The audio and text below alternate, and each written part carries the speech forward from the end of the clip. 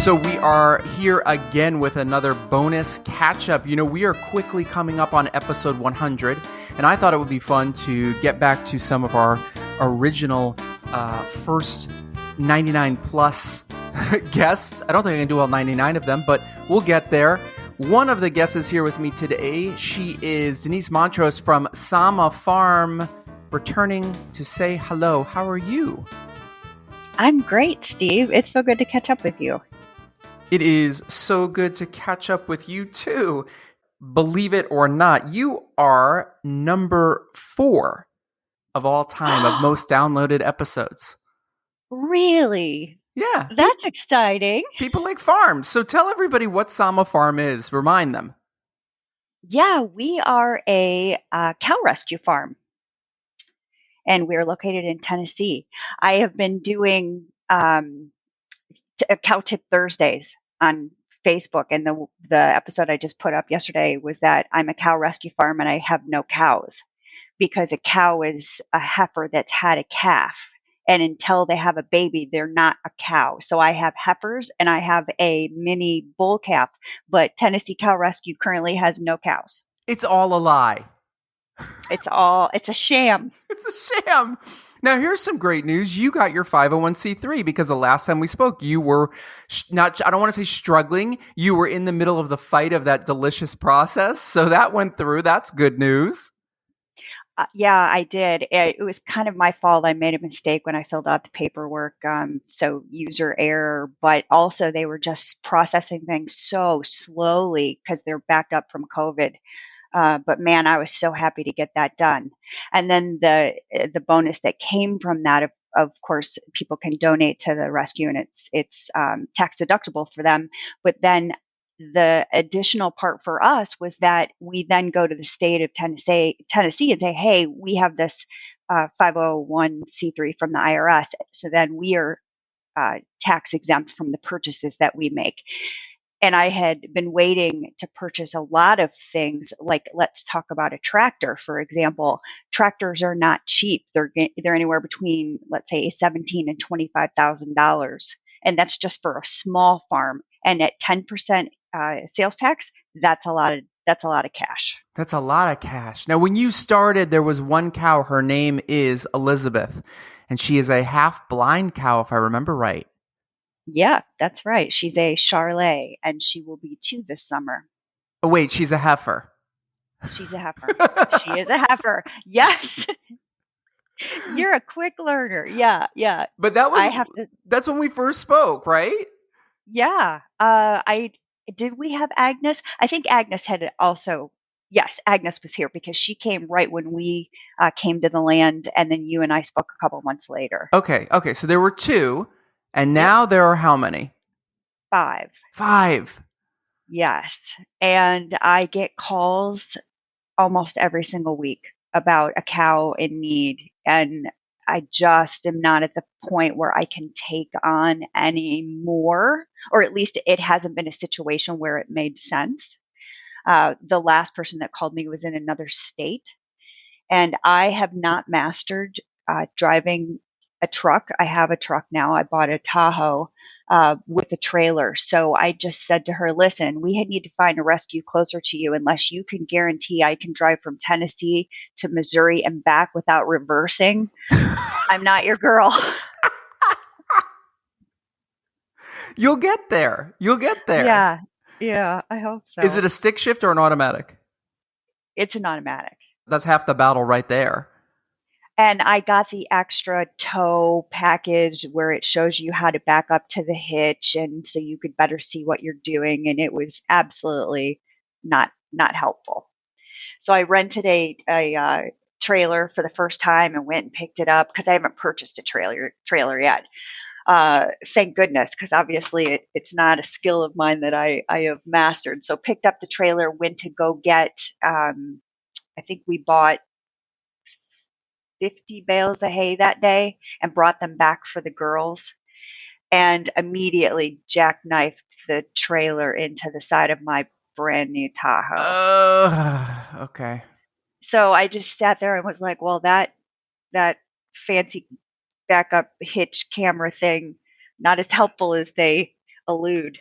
So I need to get a trailer and then start practicing. It's a learning curve. It's literally a learning curve. Yeah.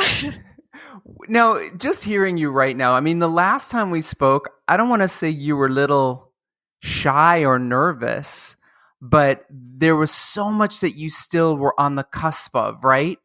And just beginning at. Do you feel more good about all of it now? Do you feel more comfortable about all of it now? A little bit, yes. I kind of see the light at the end of the tunnel.